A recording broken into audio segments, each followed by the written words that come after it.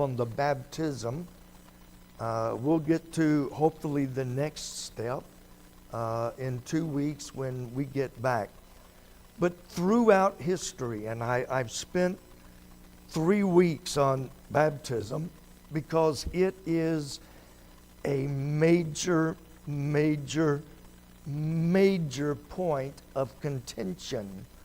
I mentioned several families that we have lost over the years because they were baptized by, a Methodist church or a community church or a no-name church, a non-denominational church. And I tell them we cannot take their baptism.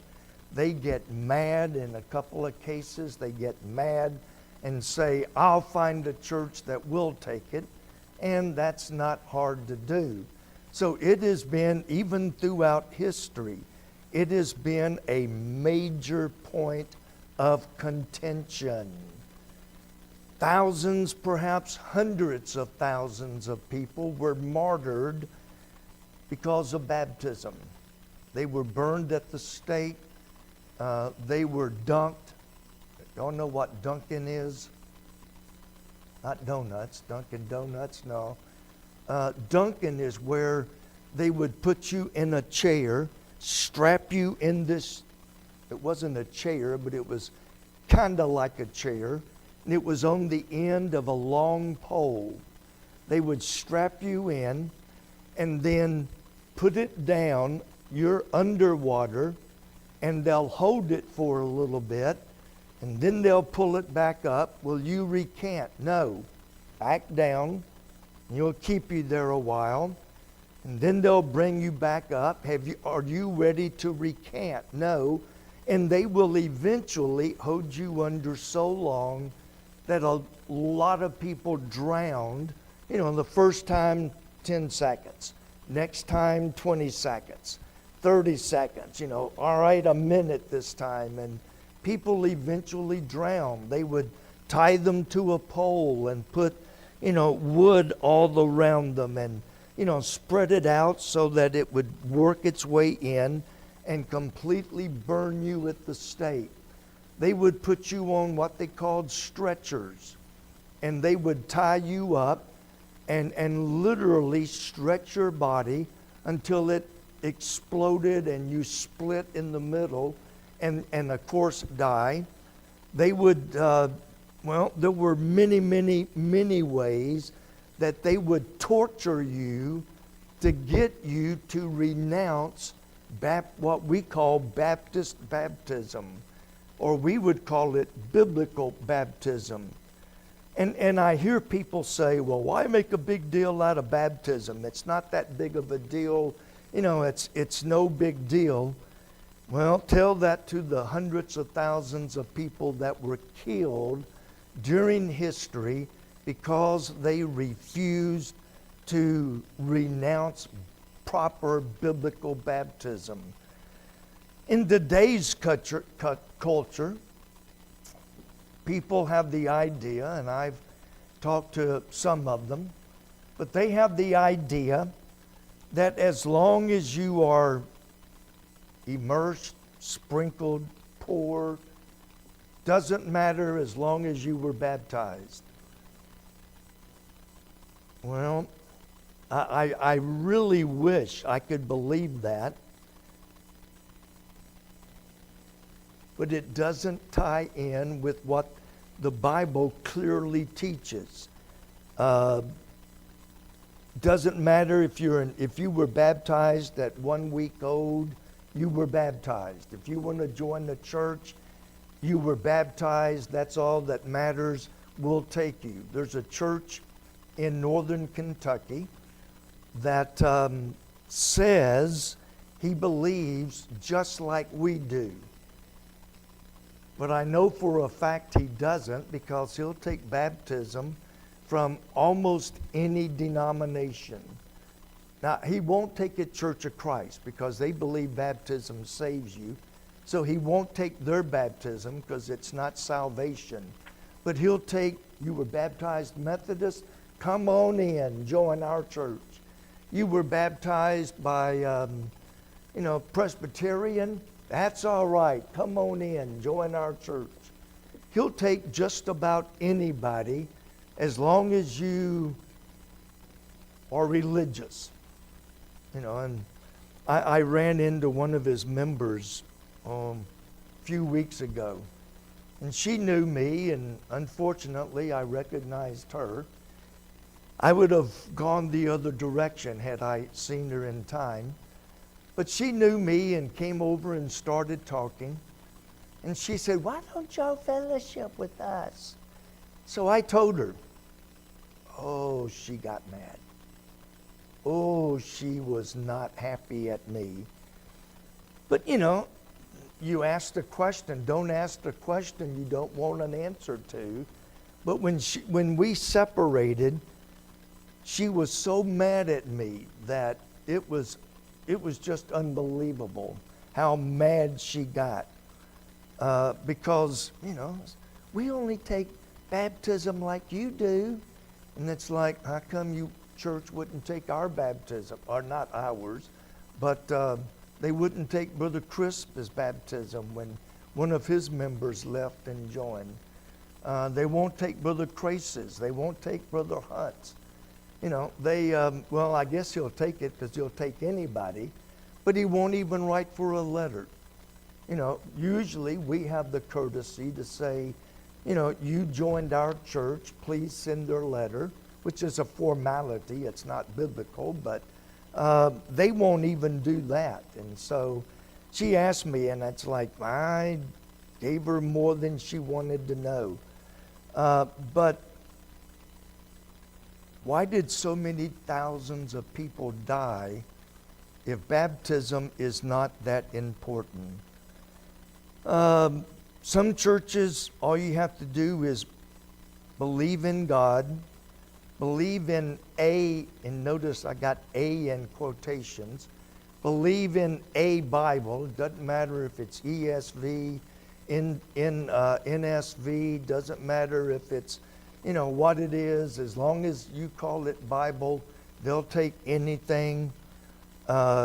Anyway, moving on, and very quickly, and looking, and maybe we should read, Matthew 3. We haven't read it in a couple of weeks. Matthew chapter 3. We'll just read it because I'm going to use almost like we did with the 23rd Psalm. I'm going to be looking at specific parts of it. Notice Matthew chapter 3 and verse 13. Then cometh Jesus from Galilee to Jordan unto John. Remember, John was the only one that was sent by God to baptize, to be baptized of him. No one else, just John. He walked about 60 miles. And baptism, as I said the other week, baptism was not new. John did not invent baptism, but it was used as a symbol of identifying with the church of which Jesus became the head. Jesus walked by many people, probably, who were baptizing, but he could only be baptized of him, no one else. In verse 16, he was immersed. And just for, the sake of proving my point, I looked up Strong's Concordance, which is number 1 under B. The word baptize means to dip, to immerse, or to submerge. Have you ever dipped cherries in chocolate? Chocolate-covered cherries? You've never dipped cherries? You have. Did you just hold it over the chocolate? What did you do with that cherry? Put it all the way under, didn't you? You submerged it. immerse it. We have some, what are they called? I don't even know what they're called. Wow. My mind is gone. But anyway, we have some things that we use to cook in. And it says, do not immerse in water. Do not put it under water. If it gets wet, it will ruin. Everybody knows what immerse is. You dipped the cherry. You submerged it. But I really liked Merriam-Webster's dictionary. I like their definition even better. It said to plunge into something that surrounds and covers. Now that was Merriam-Webster that said that. That was not a religious book. That was not a Bible commentary. That was a secular dictionary. And then she had another definition underneath which said, usually in fluid. So you plunge into fluid that completely surrounds or covers you. I think that sounds like immersion, doesn't it? If you go over to the book of Acts, story of Philip and the eunuch. Philip is out in the desert. He sees this chariot going through the desert.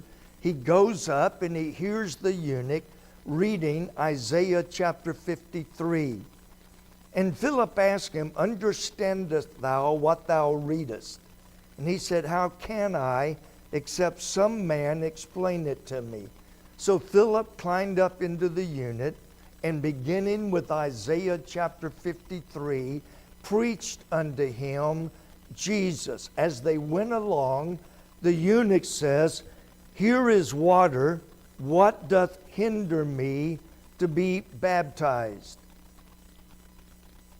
And in Acts chapter 8, verse 36, they came to a certain water. Now the Methodists say that the eunuch reached back, got his water jug and said, see, here is water. Now they came to the water. He didn't have it behind him. They came. And then in verse 38, it says, both Philip and the eunuch went down into the water. Well, but they only went ankle deep.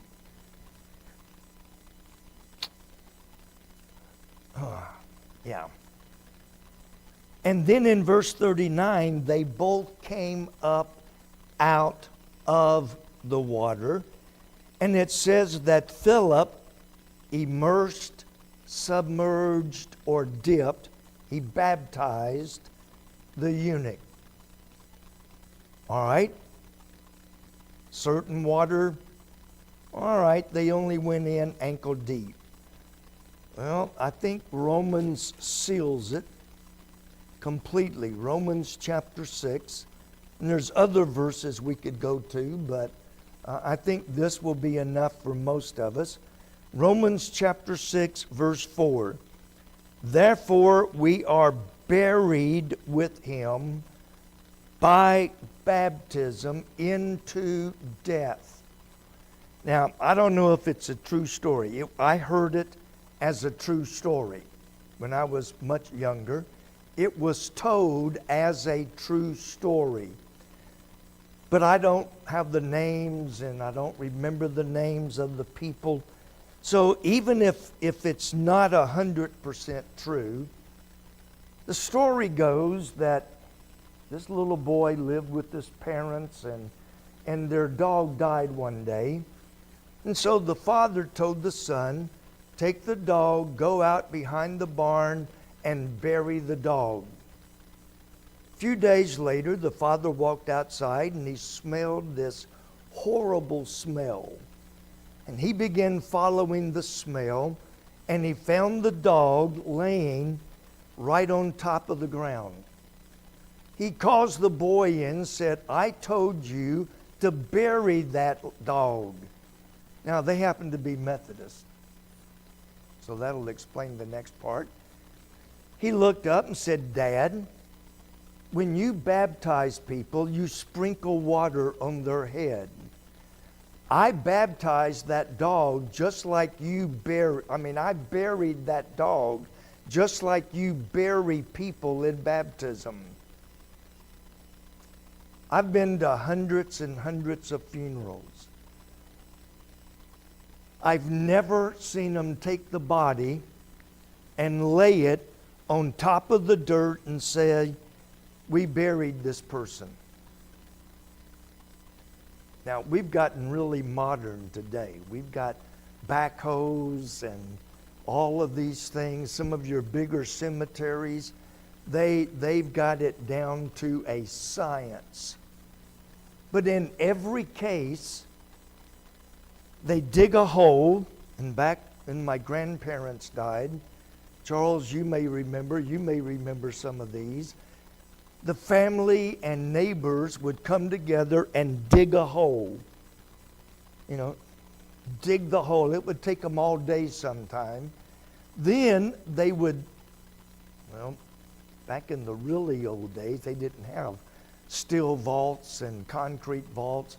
You just took the casket, laid it down in the hole, and then the family would sit there and watch while those men took the dirt and covered it up. They buried that casket. Every funeral I've ever been to where there was a service at the cemetery, the person was buried. We are buried with Christ by baptism. In other words, if we go on and look a little farther, that like as Christ was raised up from the dead by the glory of the Father. Where was Jesus when he arose? Before he arose, where was he? This is an easy question. It's not intended to be hard. Where was Jesus before he arose?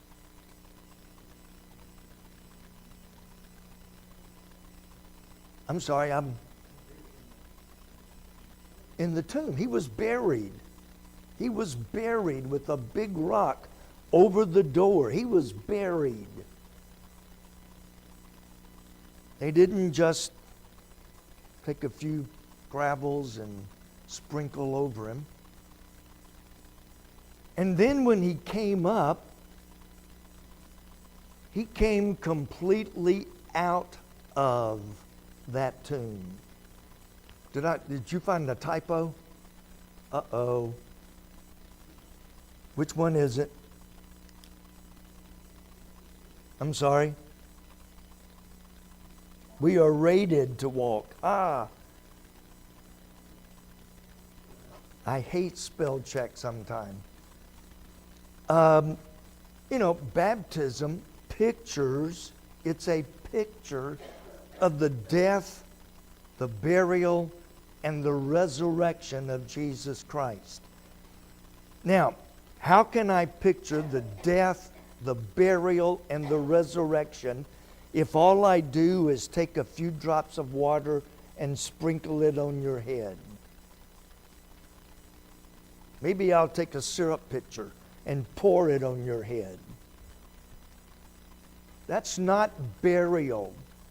Burial means you're completely buried. Immersion means that you are plunged into a fluid and you are completely surrounded by that fluid. Now, what happens, and I've had this happen a few times, we have a baptismal. And I'll pick you because you're taller than some of us here. And if you've ever seen me baptized, I have a very specific way. I have prayer, and then, I put my hand under their neck so I can bring them up. and then I slide my right foot over and anchor it, usually against the step, so that my foot doesn't slip. And as I'm taking them down, they get scared and raise their hand up through the water. Do what? Yes, for the shell. Yes, good example. Did I bury them? No, we had to do it again.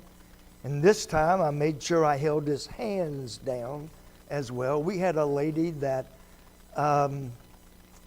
this was way back in the old building. But anyway, I took her down and her dress floated, she got an air bubble and her dress just floated right up to the top of the water. Was she buried? No. It's like, no, we got to do it again. And this time I took my elbow and pushed the air out of her dress so that it would stay under. They're not buried unless they are completely buried. Can you imagine going to a cemetery and seeing a grave with somebody's arm sticking out because they didn't bury them? No, that would be ridiculous. So we are buried by baptism, like as Christ was raised up from the dead, even so we also should walk in newness of life.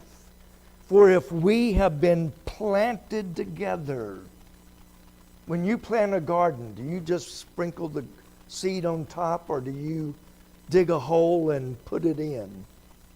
I remember my grandparents, I think. Could have been mom, but I think it was grandparents. They had this little thing. It wasn't very big. It had a little handle on it, and it was like a cone pointed at the end, and then it got a little bit bigger and had a handle on top. You know what I'm talking about? Bernice does. And we would take that after it was plowed, we would stick it in the ground, put the seed in, and then fill the hole in. But that made a hole so that we could make sure, and there was a line so we knew how far down to push it, and we buried that seed. You don't have to tell you, that was long before you were born. Well, at least before we were married. So we were planted. We were planted. And we are raised, we're planted in the likeness of his death, and we're raised up in the likeness of his resurrection. John 3:23, last verse. John the Baptist also was baptizing in Aenon near to Salim because there was much water there. And they came and were dipped, immersed, and submerged because there was much water. Why do the Methodists why would they need much water when all they take is a couple of drips and sprinkle it? Why the Catholics, the priest takes a little bit of water, pours it in his hand, and sprinkles it on the baby's head, and he buried him, he immersed him, and submerged him with that little sprinkle. You see how ridiculous it is. It goes against common sense.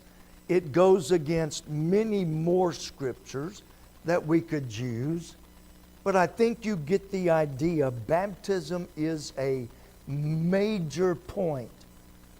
And that's why when people come and talk about joining, if I don't know the church, I will ask them, where were you baptized? Oh, I was baptized at a little Methodist church down on the creek. Well, we have a problem because the Methodists don't practice biblical baptism. Or in one case, my dad baptized me in the bathtub. Well, who gave your dad authority? Oh, he's dad. He just assumed, he's dad. He had the authority. And he just baptized me in the bathtub one night. And it's like, I'm sorry, but we can't take that. So it is important. Hopefully you've learned that. And I'm sure it has come up many times. I'm sure it'll come up again in the future. And you'll know why I'm pretty hard-nosed and, pretty unmovable